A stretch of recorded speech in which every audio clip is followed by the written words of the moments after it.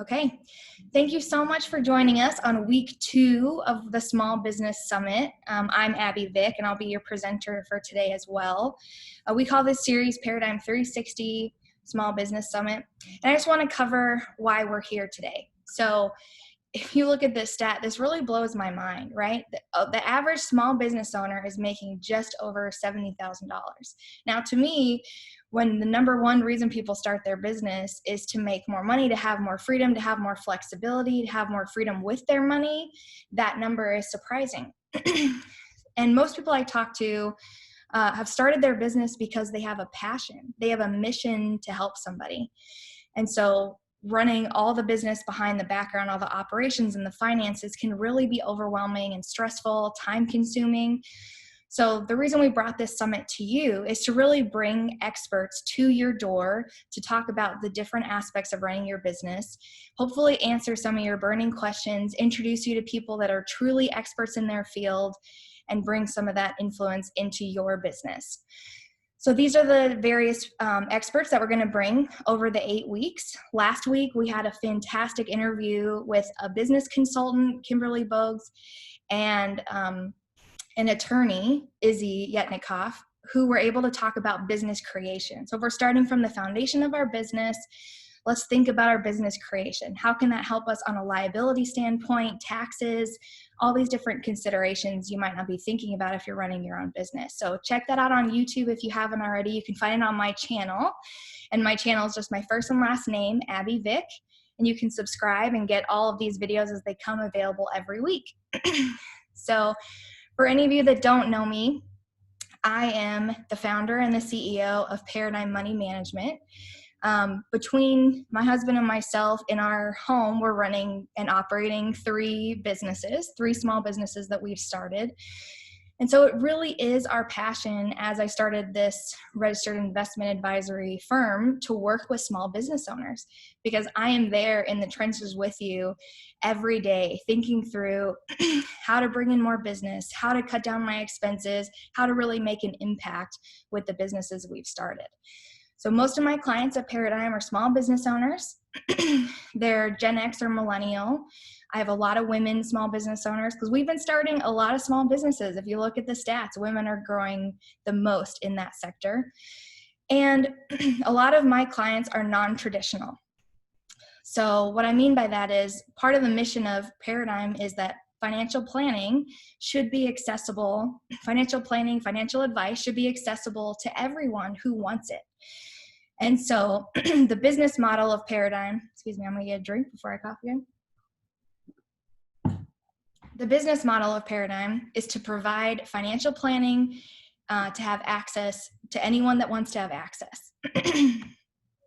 Okay, so the big topic of today, right? And I was making it a little bit intriguing when I'm doing my marketing to you, but the biggest financial mistake small business owners make, and here it is, this is the whole cap of the entire hour, is that small business owners tend to still think like an employee.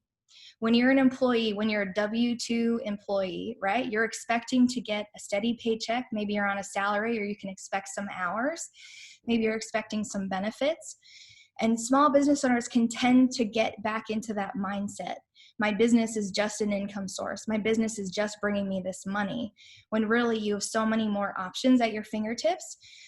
And thinking like an entrepreneur can really open the door for your business growth. So we're going to dive deep into this today. So the first thing we're going to talk about is our money mindset. So there's 2 different ways of thinking about it. Number 1, are you thinking like a wealthy person? Or are you thinking like a rich person? And you might be thinking, what the heck is she talking about? But if you know me, you know that my catchphrase for my company is be wealthy, not rich. So we're going to dive deep into what that means. And then the other thing we're going to explore is being an employee versus being an entrepreneur. And what are the mindset shifts that we need to make when we're on the entrepreneur track? And the second thing we're going to dive into is your personal finances could make or break your business. So we're going to go into some really practical tools and tips on how to look and think about your personal finances while also balancing all your business decisions as well. So I should have mentioned, of course, there's a Q&A box you can put your questions in. There's a chat for questions. I would love to answer any of your questions at the end. I have a lot of material to get through, but I would love to see, anything that comes to your mind. So the first thing we're going to discuss is our money mindset. So money is emotional, right? I have this conversation with every client. Money is emotional.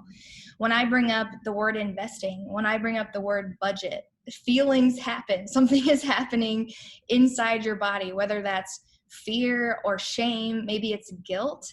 Maybe it's anxiety. Maybe you look at your bank account and you're feeling your own self-worth by the number that you're observing, right? Money is always emotional. And part of the money mindset is recognizing what's happening inside, recognizing those emotions and letting them happen, right? We don't have to act on every emotion that's happening about our money. We can have fear about coronavirus. We can have, shame about spending too much or guilt about spending too much, right? But we don't have to act on all those decisions. And it's really hard to know when you're in the middle of experiencing anxiety or you're feeling your self-worth dropping because your account's lower than you wanted it to. It's really hard to make those logical, planned decisions for your personal life for sure, and also for your business, because you're really in charge of making those decisions. So part of helping you with your money mindset and part of the overall mission and value of Paradigm is that you have access to somebody who can take a step back from your personal situation and help you logically think through some of these steps. So that's why I've created these tools that we're going to go over towards the end of the presentation. And I want you to have those. So feel free to send me an email and I'll be happy to share them with you or anyone. But having those things where we're writing down numbers, we're writing down goals, and we're seeing how they're coming to fruition, all those things are really, really helpful. So instead of hearing me talk for an hour, I did want to show you a little video. This is from, I'm sure you've heard the book Rich Dad, Poor Dad, right? With Robert, the author. So this is an interview with Robert talking about the difference between an employee mindset and an entrepreneur mindset, And I really want you to think through like what sticks out in this video, maybe write down some notes even, and then we'll talk about it when we're done watching. Do the rich people cringe and say, don't tell them that, Rob? Yes. Don't tell people what you know. Keep them poor. My father was the head of education, PhD, all that stuff. I go home and ask him, said, why don't we learn about money in school? And he looked at me and said, because the government doesn't let us teach that subject. The government tells us what we can teach and what we can't teach. And I thought that was strange. And I said, but aren't we going to school to learn about money? He says, no, your job is to get a job. I said, but you get a job to earn money. He goes, no, you're supposed to just get a job. I went, no. Isn't the purpose of a job to earn money? He goes, you're correct. I said, so why don't I just learn about money? I can skip the job part, And he got flustered and he said, if you want to learn about money, why don't you ask your best friend's father about money? And I said, why? That's Mike. So I asked him. He says, because Mike's father is an entrepreneur. And I said, what are you? He says, I'm an employee. I'm a government employee. I went, oh, what's the difference? He says, the difference is an entrepreneur must know about money, or they're no longer entrepreneurs. And he says an employee doesn't have to know anything about money because the government will take care of them, the company will take care of them. So I'm all confused. But I took my dad's advice and I trundled over to Mike's father's office and knocked on his door and I said, hey, I'm here, 9 years old. Teach me about money. He says, beat it, kid, But that's where the story of Rich Dad, Poor Dad started. And finally, through persistence, my rich dad started teaching me about money on one condition. And that condition was he would never pay me. He says, the moment I pay you, you think like an employee. He says, that's the trap. Entrepreneurs work for free. And now I'm 9 years old, my head's going cracking in half. He says, you never want a paycheck. Understand that, kid? I said, okay, I got it. And he said, well, how do I make money? He says, that's what entrepreneurs figure out. It's like, so how do I learn about money? So he would just break out a Monopoly game board. So I would work for free and pick up cigarette butts and get hotels and restaurants, and I would clean and do menial tasks. And as I got older, I started getting into office work and marketing and accounting. And I was an apprentice basically, but I always worked for free. And he would teach me about money. But the way he taught me about money was playing Monopoly. And finally one day I got upset. I said, well, when are you going to teach me about money? He says, what do you think we're doing? We're playing Monopoly. He goes, no. What do you think we're doing? We're playing Monopoly. He says, what do you think we're doing? I said, I don't know. I'm teaching you about money. And then that's when, you have one greenhouse. He says, there's many formulas for great success in money. There's thousands of them. But one of the best ones found on Game of Monopoly. It still is today. 4 greenhouses, 1 red hotel. I said, what? He says, one of the greatest ways to acquire great wealth is playing Monopoly in real life. 4 greenhouses, 1 red hotel. Do the rich people cringe? 1 red hotel. I said, what? He says, one of the greatest ways to acquire great wealth is playing Monopoly in real life. 4 greenhouses, 1 red hotel. Is that all there is? He goes, that's it. And he says, what do you think I'm doing? And I went, I don't know. So then he took me out, he showed me his greenhouses. And 10 years later, when I was 19, I was now in school in New York, and I come back to Hawaii, and Rich Dad had bought the biggest piece of land smack dab in the middle of Waikiki Beach. And when you go to Waikiki Beach today, you'll see the Hyatt Regency Hotel. That was his hotel. Just like the game of Monopoly. Just like the game of Monopoly. Acquired assets and they became bigger assets. He just kept what's called an assemblage, because that property wasn't that big at the time. So he had to buy out all the small guys. Because Waikiki was a little dirt water, little town. So he'd buy out this shop owner and buy that shop owner. And it took him a while, but he finally assembled this large piece of property. And then he and Hyatt put up this giant hotel. It just sold for $800 million. So that's how I learned about money.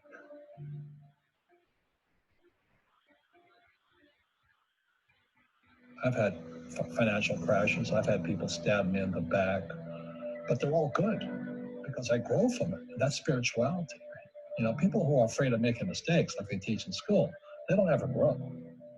Because spirituality is there's good and there's bad. There's right and there's wrong. There's up and there's down. Most people only want to be right. They only want to be positive. Well, you can't have that. That's not reality. Well, I wasn't poor by most people's standards, but I came from a family with a poor attitude, if you know what I mean. Because rich, poor, middle class, poverty starts with a fundamental attitude. Poverty is passed on. It's taught in your families. The middle class is taught in families.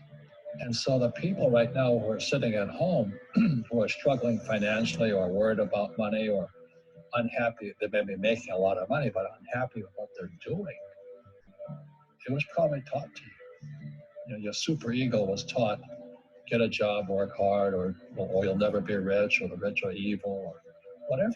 So the school system will never teach you about money. The school system was designed to teach you to be an employee, which is important, or a doctor or a lawyer, a specialist, but never about money. And what most people lack is real business knowledge, like accounting, like debt, like taxes. You got to know that stuff, but they don't teach it in school to anybody. So, and then when people ask me, how did your rich dad learn this when your poor dad, a PhD, didn't? And the answer is very simply, my rich dad was my best friend's father. His father died when he was 13. So his rich dad had this family business at 13 to run. So he had to drop out of school, which was his blessing. There's blessings, and sometimes a blessing doesn't look like a blessing, but it turned out to be a blessing. And then his teachers became his bookkeeper, his accountant, his attorney, his banker, his real estate agents. So he has what I call real teachers, not these fake teachers in school. You see, most teachers in school, they're out of ethics. They teach subjects they themselves don't practice. I asked the teacher, I said, I'm in my third year of calculus now. It was called strength of materials. I said, am I ever going to use this stuff? He goes,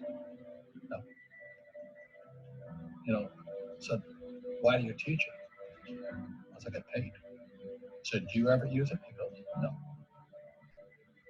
And that's why, you have to put it in life. One of the things I suggest to people, you're going to find a real teacher versus a fake teacher. And a fake teacher is somebody who doesn't do what they teach. And a real teacher is doing what they teach every day. So my accountants, my attorneys, they're in it every single day. That's how I learn, because every day I'm solving problems in my business. So I have accountants and attorneys and bankers and all these people on speed dial because I'm solving problems with my team. I see you giving this knowledge out, and Yeah. do the rich people cringe and say, don't tell them that, Rob? Yes. Don't tell people what you know. Keep them poor. But, unfortunately, the poor, as was in the Bible, I'm not real religious, the poor will always be amongst us because it starts up here. Right, it's that fear mentality. It's in their words, and the words become flesh. Yeah, I'm not really religious. I flunked out of Sunday school also. But when they say I can't afford it or I can't do that, I go down. They become what they say. My PhD dad, he says, what do you think I am, made of money? I can't afford that. And my rich dad would say, that's why he's poor. Poor people say, I can't afford it, I can't do that, I don't have time. Because it's an escape. It's an escape. You know what I mean? It's easy to say I can't afford it. And your rich dad used to say what instead of I can't afford it? How can I afford it? How can I do that? What would it take? Or why should I do that? He says a question opens a mind, a statement closes the mind. See, when you say I can't afford it, the mind shuts down. And you become what you say. All right. I think that video is awesome. It's available on YouTube if you want to search Rich Dad, Poor Dad, or employee versus entrepreneur and hear more and listen to the end. But I think there are so many good things in there, especially with our money mindset, right? So if you heard, this is a quote from him, entrepreneurs must learn about money. Entrepreneurs have to be able to survive, to get their business off the ground. But employees feel like they're being taken care of, or they are taken care of, right, in his words. So I would write this question down and maybe think about it if you're going to get anything from this today, at least from the mindset portion. If being wealthy is important to you, if thinking like an entrepreneur is important to you, how can you start thinking like an entrepreneur even if you aren't one? So what's a way that he had suggested we could start thinking that way even if you aren't one? And hopefully I can suggest some other things to you here, but we're starting with the mindset. Okay, so we talked about employee versus entrepreneur. I do want to talk a little bit about being rich versus being wealthy. So, and this is from my definition of this, right? So what distinguishes a rich person? A rich person sees an increase in revenue in their business, right? Oh man, I just made a few sales and I'm starting to get a couple months of increased revenue. So let's buy a new car, or let's buy a new house for my family, or I'm increasing all these expenses, business expenses at work. No matter how much a rich person has, whether it's $10,000 a month, $10 a month, or $10 million a month, they are cash poor. They don't have liquidity. They don't have the availability to make an investment when it might make the most sense for their business, or they're unable to react to market changes or societal changes. A wealthy person, on the other hand, invests in their business. They invest in their future. They can balance both the short-term investments that might quickly bring in profit, quickly bring in revenue, as well as those long-term investments that you might not see a return in your company for the next 3, 5, or 10 years. Just like Robert's example of 4 greenhouses for 1 red house, it took that rich dad years, decades to buy all the small properties in Waikiki Beach to eventually turn that into a large hotel that just sold for $800 million. I'm not sure when the video was made. So, but do you see how that was in the short term, those smaller properties were working for him, right? And bringing in some income to his business, but he still had this long-term vision in mind, and he was able to wait years or even decades to make that happen. You're investing in your infrastructure of your business. So I'm not solely focused on bringing in new clients and maybe burning out myself, but do I have a succession plan in place? Am I looking towards the future to make sure my business is functioning well and my clients are fully satisfied? We can also see the picture of a business that ebbs and flows. Who in their right mind could have predicted Corona, right? And how it's impacted all of our business. Some businesses have thrived in Corona. Some businesses have really taken a turn for the worse. But we have to make sure that our businesses can take some of those ebbs and flows, those waves that happen. And I will give you a very practical tool of how to do that later. Are we looking at multiple sources of revenue? So do I have one revenue source and I'm reliant on a set number of clients to make that one revenue source happen? Or am I thinking outside the box, looking to bring in other revenue sources? And then you're also looking at different sources of income potentially in your personal life outside of your business to relieve the strain of personal expenses on the business. So we're going to dive into this deep, but one of the largest bills, if not the largest bills of most businesses that I see is paying yourself, is paying the owner, right? Being able to pay for your family to have a mortgage, to live in your home, to pay for your kids to go to school, whatever those things are. So if we can relieve that strain of your personal expenses on your business by bringing other sources of income, that's how a wealthy person is thinking. So that's a lot of tips right there that you could write down to answer that question. But how can you think more like a wealthy person, or how can you think more like an entrepreneur? Okay, so now we're going to transition more to those practical tips that I promised you about balancing your personal and your business expenses. So your personal expenses could make or break your business, right? And this happens all the time. The number one reason businesses close is because they run out of money. Now you might look at me and think, duh, like why else would a business close, right? But if you think about it, your biggest business expense is your salary and or the salaries of your staff, right?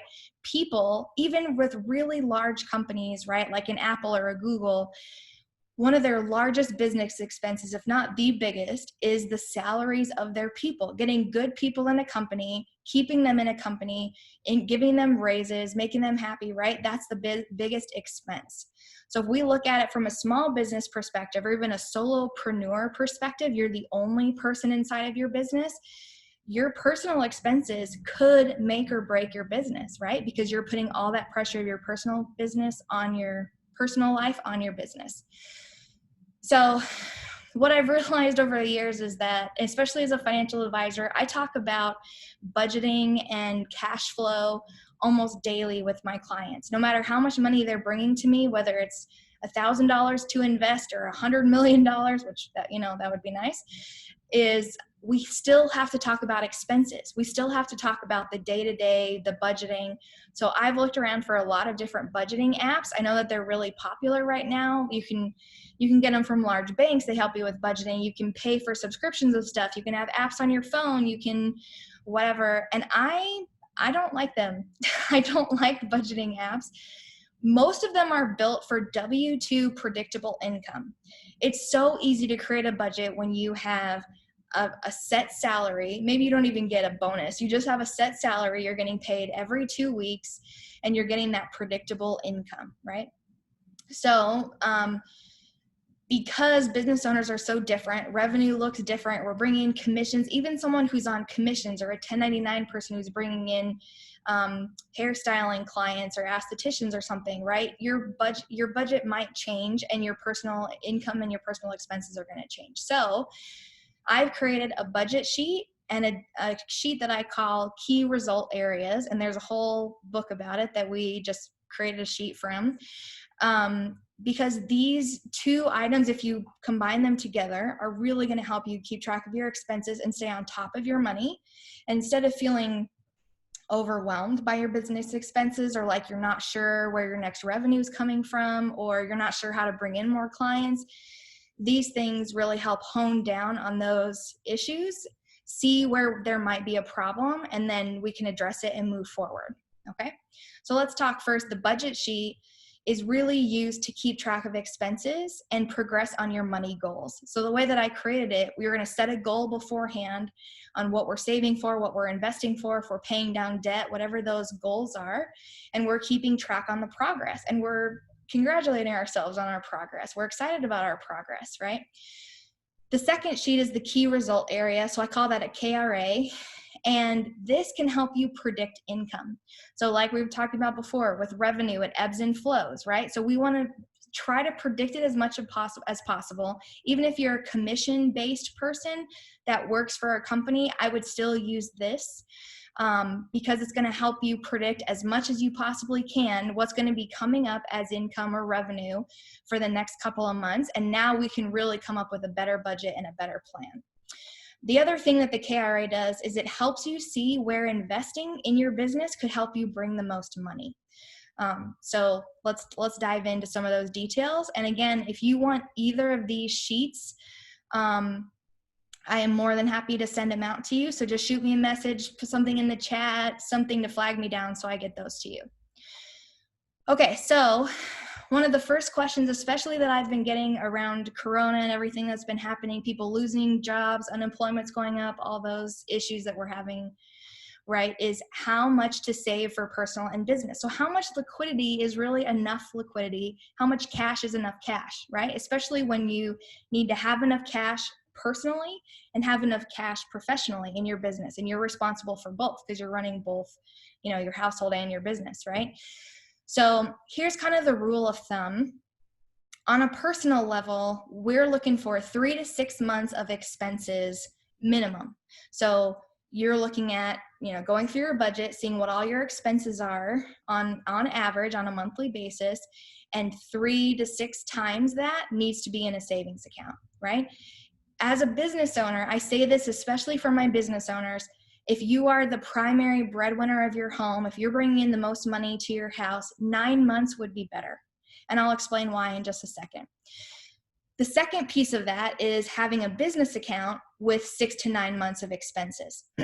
So let's piece through like an example of how this would all work together.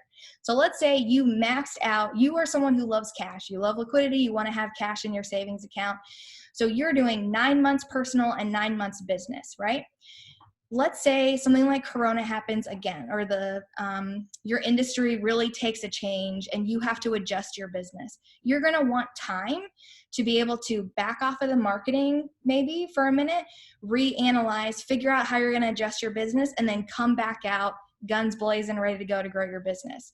And really, having that flexibility is about having cash. You're not going to have that flexibility if you don't have cash in your budget, right? So if you did 9 months personal and 9 months business, you are looking at 18 months that you have allotted for you, the business owner, to still be able to pay all of your personal expenses, keep your house, keep your kids in all their activities, make sure your spouse is okay for 18 months before you'd have to consider getting another job, working for someone else, starting a different business, right? Because the first 9 months from your business would still be paying you your monthly paycheck. Then after your business expenses and you've used all your savings from your business, now you still have another 9 months from your personal account to continue paying for your personal expenses. So I think 18 months is plenty of time. It's probably on the more conservative side, right? So you can judge what you think you might need for your home and your family, depending on how much of the money you're bringing in and all of those considerations. But just think, if something changes in society, how much flexibility do you want for your business? Do you want 18 months to try to revamp and reanalyze and get back out there to the market? Or do you think 6 months is appropriate? Do you think 9 months is appropriate? It's totally up to you. These are some of my suggestions to start off with. Like I said, your business will have ups and downs, and your salary is probably one of the biggest, if not the biggest bill. So having multiple backup plans is responsible. Okay, So let's dive into the personal budget template. So I have a couple different templates. This is the debt pay down. I'm not going to talk a lot about paying down debt, but this might answer some of your initial questions about paying off debt. So my budgets always start off with this income box, right? So I have 7 different sources of income here. If you read books about millionaires and you study millionaires' behaviors, whether or not you want to be a millionaire, I think it's very informative. And one of the things that you can learn is a lot of millionaires the average millionaire has 7 sources of income. 7, right? So very traditional employees, W-2 jobs. I mean, that's 1, right? How could we think of 6 more sources of income to bring into our everyday life and give ourselves other opportunities? So I start off with giving you a lot of different areas to add income, because hopefully working with me as a client, we are thinking about how to increase those sources of income, whether it's a business or writing a book or 2 jobs or investing, whatever, real estate. I mean, all of these things can be different sources of income and really increase your wealth as a household. So of course, our personal budget sheet starts with income. Then we move to fixed expenses. So these are expenses that you have signed a contract that you're going to be paying, right? So I'm signing a mortgage to pay my mortgage. I'm signing a car payment contract, my electricity bill, right? All these things that I know are coming on a monthly basis. They don't change so drastically. Maybe your utility bill doesn't, because we live in Arizona and it's 120 or whatever, but for the most part, these are pretty fixed. We know they're coming and we're going to anticipate them on a monthly basis. The second set of expenses are variable. So these are things that we have more day-to-day control over. So groceries, eating out, entertainment, kids' hobbies in here, things like that, right? Our self-care, our gas, we have a little bit more control. Now of course, there's an argument for, I don't have as much control over how much gas I have to buy because I still have to commute to work. And yes, you're absolutely right. But I would still consider that a variable expense. So I want to separate it a little bit because they take different focuses to reduce these expenses. So I primarily use this sheet for personal expenses for my family. And we talk about it, with my spouse. But you can also use a very similar sheet, very similar information for your business. And I think it's important to separate those fixed expenses from variable. Because, you always hear these articles for investing, or these large companies come out and they say, if you just didn't buy that Starbucks every day and invested that money with compound interest, you could be a millionaire, right? I hate those articles and I think they're absolutely ridiculous, because my budgeting conversations should start at fixed expenses, right? If you're paying an outrageous amount for your mortgage, or if your car payments are more than your mortgage, right? I mean, is that really a wise investment? Is that really a wise place to put your money? You need to start at fixed expenses. And just to highlight, for the next couple of weeks, we're going to be bringing on experts from some of these different areas to help you reduce your fixed expenses. Because it takes a little bit of time to talk to an expert, but over time, you could save a ton of money if you knew the right people who could give you the services that you need. So just a little plug for the future events that we're having, but fixed versus variable. And then we can say variable expenses are so hard to reduce, right? Especially if you're looking from a personal standpoint and you're eating out, or your entertainment, or your kids are in sports and you're paying for those kinds of things. It can be really hard to reduce those expenses. So give yourself a realistic goal, right? If you look at these variable expenses and you're like, holy moly, I can't believe I spend that much on groceries. Okay, all right, take a deep breath and let's reduce it by 5 or 10% for next month. And then if you feel good about that, let's reduce it again, 5 or 10%. Give yourself realistic goals. The number one hindrance to changing your budget, changing your finances, is that you are not motivated emotionally to do it. We still have this guilt and shame, right? We're going back to our money mindset. We have this anxiety around it. We're changing our lifestyle. We're feeling bad about spending money. We're feeling bad about saving money, whatever it is. So give yourself these smaller goals to make on a monthly basis. Plug it into your spreadsheet, pat yourself on the back and say, I did it. I reduced my bill by 10%. I might not be at my goal yet, but I'm doing it. I'm making progress, right? Okay, so if you get this spreadsheet from me, it's going to automatically subtract all the income from all the expenses and give you what I call a freedom dollar. So maybe it's a cheesy phrase, whatever, but this is the money that you have left over at the month. You know, hypothetically, it might be hypothetical at first, but we're working towards growing this amount, because this freedom dollar amount is your key to feeling more financially free. So as cheesy as it is, that's what I call it. And the goal here is to have this be 10 to 20% of your income. So hopefully it's 20%. Maybe that's part of your goal, is to increase your freedom dollar to get it up to 20%. Because from there, we can take this freedom dollar and pay off our debt. We can take this freedom dollar and invest. We can take this freedom dollar and save into our emergency savings accounts, like we were talking a couple slides ago. So this freedom dollar is creating opportunities for you, especially as a business owner. This flexibility in your budget, if you're a commission person, if you're a business owner, if you're responsible for your revenue, this freedom dollar is very important, right? And so when you're working off of commission and it's changing, you might not have a lot of control on your freedom dollar. So I'll talk about that a little bit, because I think commission is a little bit different. But from here, we can take your freedom dollar and it populates the field on the top of debt, the total amount of debt. And then you decide from there how you want to pay off your debt. So there's a couple different debt strategies, right? Dave Ramsey made debt snowball famous. If you're going strictly off numbers, it's not the best way to pay off debt. It is the best way to pay off debt if you need that emotional pat on the back, right? Because the debt snowball says you should pay off your smallest bill first.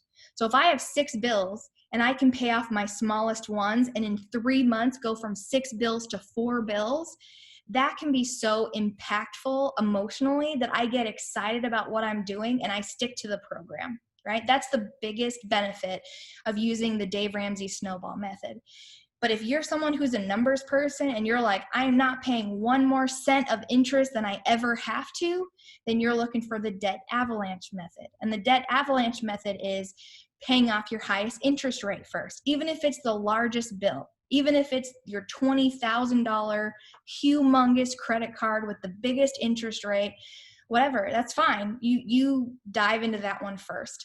So you can customize all of these fields on this spreadsheet to order your debt however you want to do that. Or, there's hardly any clients that walk in my door that don't have debt, whether they're 20 years old and just graduated from college and now they have enormous student loans, or they're 65 and they want to retire in 2 months and they still have credit card debt, right?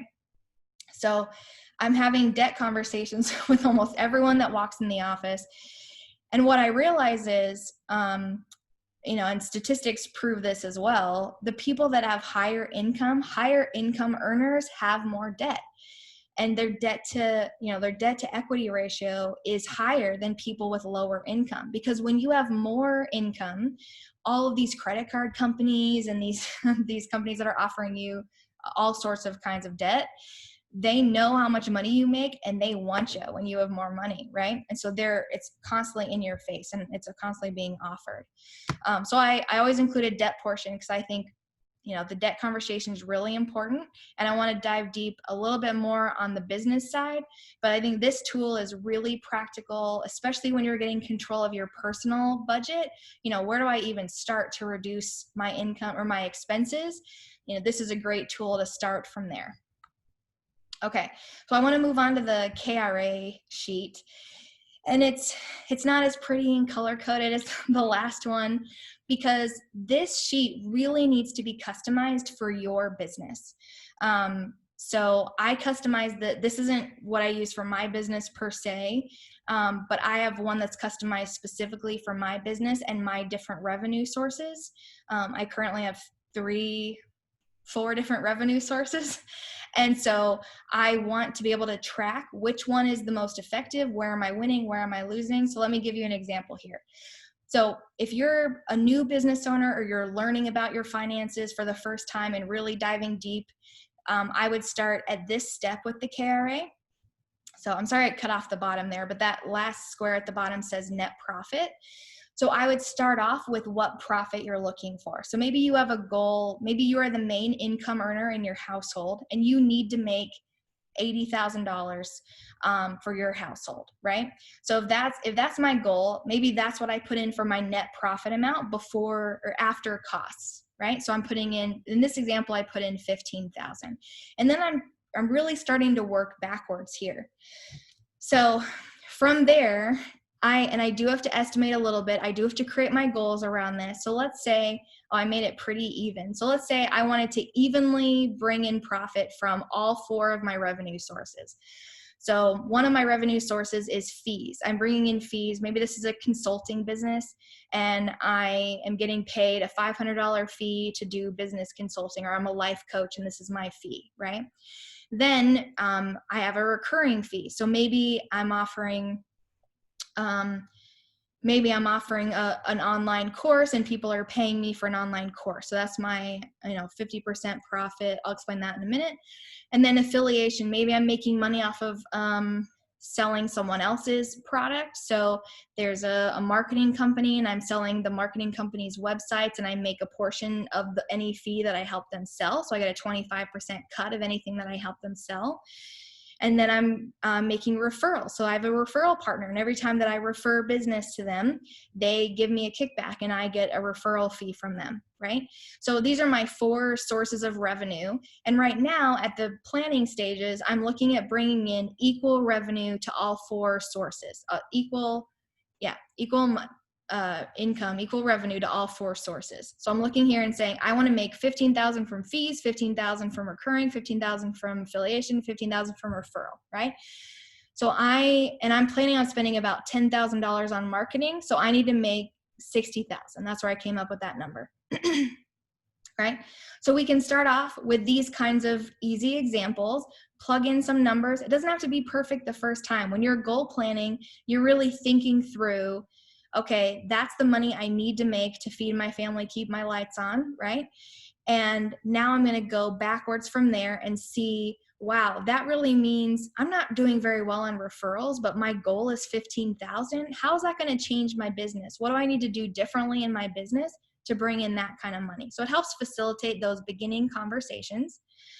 And then from there, this is the rest of it. So I included the whole picture. Then from there, I can test different marketing ventures. Okay. So I come in here and I say, all right, so if my goal is to bring in new clients, I'm going to try to increase my revenue from my fees. Okay. So I'm going to do a workshop. I'm going to do an in-person workshop at a co-working space, and I'm going to charge, it's going to cost me $500 to do this workshop. I have to rent the space. I have to send out marketing. I'm paying for Facebook ads. This one workshop is going to cost me $500 per workshop. And I think I have time to do 3.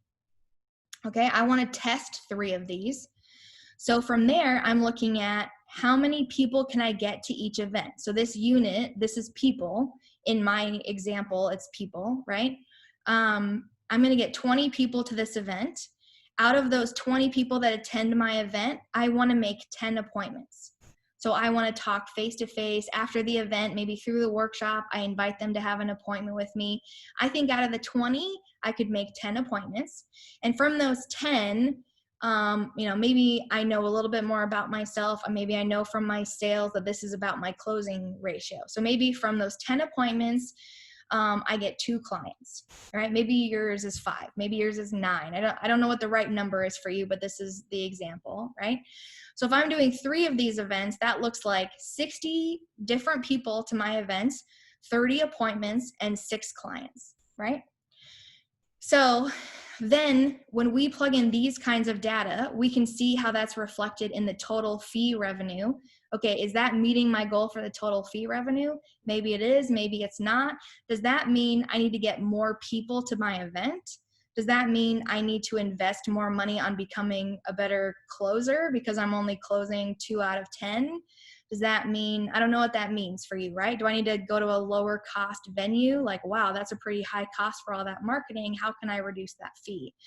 So when I nail down on a specific marketing campaign and a specific idea of how to bring in new clients, and I get some of these numbers rolling, they don't have to be perfect the first time, right? We're learning about ourselves as we're business owners. We're trying new ways to bring in revenue. We're trying new ways to market ourselves. And if we're open to those possibilities, you can really learn about yourself and learn about your business and what are you doing well and what do you need to do better, and then nail down to those details to really get to that net profit number that you're looking for. And then I can see, wow, like I'm making more money. I'm making more money off of referrals than I am off of my own fees. That's crazy. I must be really good at connecting people to each other, and I'm good at networking, and I know a lot of people. So I'm able to make those referrals. So I need to focus a lot on that because that's bringing in a lot of my revenue, right? You can make some of those more educated decisions when you have the data in front of you, right? Or if you want to change the direction of where your business is going, you can at least test some theories or test some examples. So I know there's a long explanation, but I'm happy to send you this KRA example, and I'm really happy to help you walk through how to customize it for your business, because this model is very obviously working for one type of business and it might not be working for yours. Maybe you're selling products online and it's a completely different business model. I'm really happy to sit down with you and look at your key result areas and help nail down some of these things for you. But key result areas really makes a big difference. Okay, I'm just keeping my eye on time. Put in those questions if you have time. I'll stop in just a minute. So how do you really organize all of this information into accounts? How can we practically put these accounts together? So most banks let you open multiple accounts for free. They might even give you a benefit if you have multiple. For example, personal and business being at the same bank with a business credit card might take all the fees away from all the accounts because they have that promotion that's happening. So if you're considering opening a business account, I would go first to where you have your personal account, ask them for any promotions they might have and get some options there. But also you might be open to moving your personal accounts as well, just to help, balance everything out. At a minimum, you're looking for a personal checking, personal savings, business checking, business savings, and a business credit card. So you want to start off, again, they usually have promotional offers, right? Oh, you're opening a business account, let's open a business credit card. And maybe you're nervous about taking on debt as a small business owner. And I understand that fear. I'm pretty conservative myself when it comes to debt. However, building up debt for your business in your business name is going to be really important down the road for getting a business line of credit or something like that when you might really need to make an investment. You also, maybe an option for you is opening an emergency savings account at a high yield savings bank. So a lot of online banks have more high yield savings accounts than our local brick and mortar banks. So you would keep most of your emergency savings, like that 9 months we talked about, in a high yield savings account, maybe at an online bank, but then you're keeping 30 to 60 days of savings at your local bank just so you have easier access to it.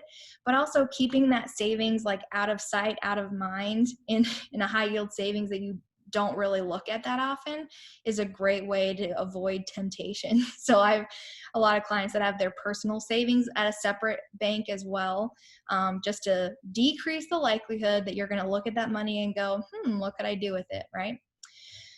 And then we talked, if you want any information about how to keep your personal and your business accounts separate and why you would want to do that and the liability of crossing over, please listen to last week's webinar that you can find on the YouTube channel, because they explained really well why you would not want to pay your personal expenses out of your business accounts and you don't want to pay your business expenses out of your personal accounts. Okay, so make sure you're taking out your salary or your owner's equity and putting it into your personal account before you're paying any of your expenses. You got to separate those for liability purposes.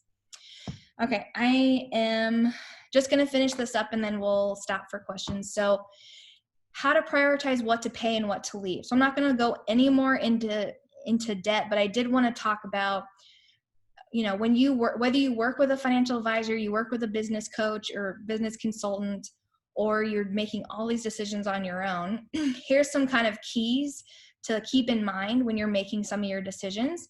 And the first thing is, maybe it's a little controversial, but especially how how we're structured right now when it comes to interest, I would not pay off your mortgage.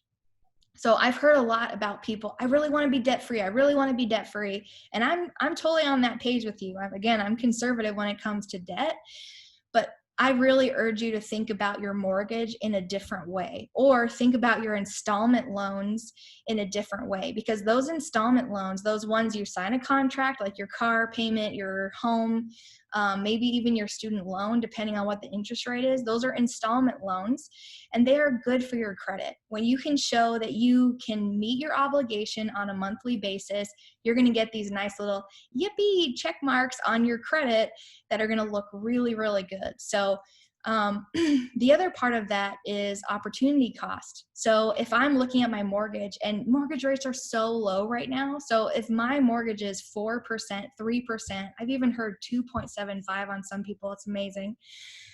If that's how low my mortgage interest rate is, I would not consider that a priority to pay off my mortgage. Now, I'm happy to look at your case individually, but there are so many other opportunities that can bring you back 3 times, 4 times that interest in our economy. Maybe that's investing in something. Maybe that's investing more in your business, bring on another revenue source, paying for another employee to come in with a different specialty so they can grow a different revenue source. I mean, there's so much opportunity cost that could be lost if you were to only prioritize paying off debt and not really looking at all the options in front of you.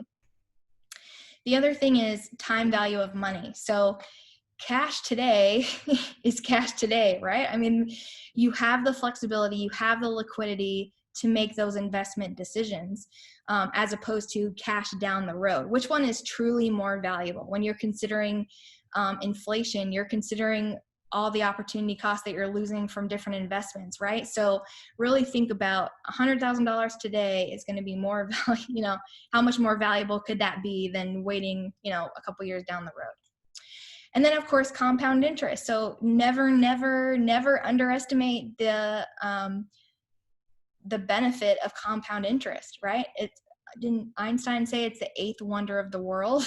Because when you're able to build on top of the money and continue to build over time, there's almost nothing that increases your account more. That is the secret sauce to investing, is compound interest. That's why if you invest when you're 20, and you invest when you're 30, you're putting in the same amount of money. You're gonna grow much faster if you invest at 20. So I'm not going to get into too much detail of that, because I would love to talk to you more one-on-one about investing if you're interested.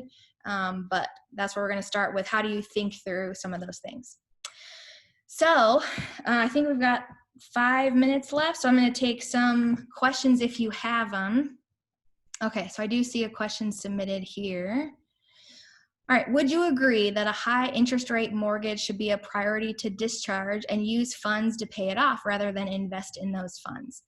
So great question. Thank you very much for asking it.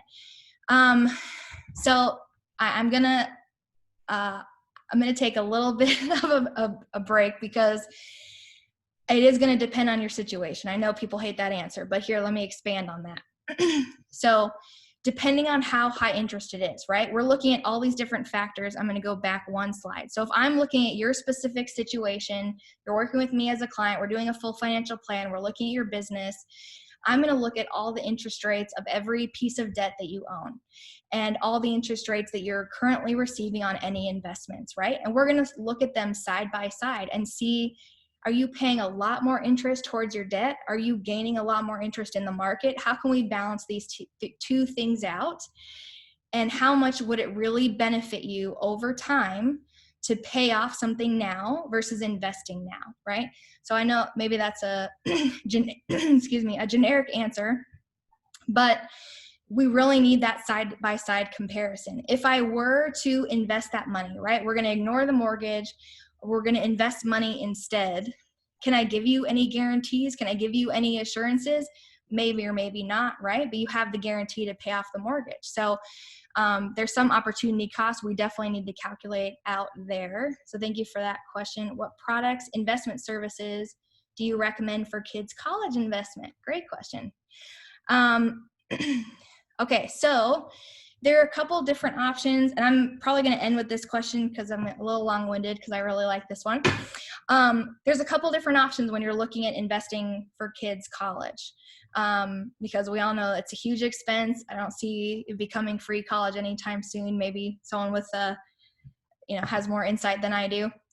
So number one, there are investment accounts that you can get at any broker dealer, right? Like a Charles Schwab, TD Ameritrade, and they're called 529 plans.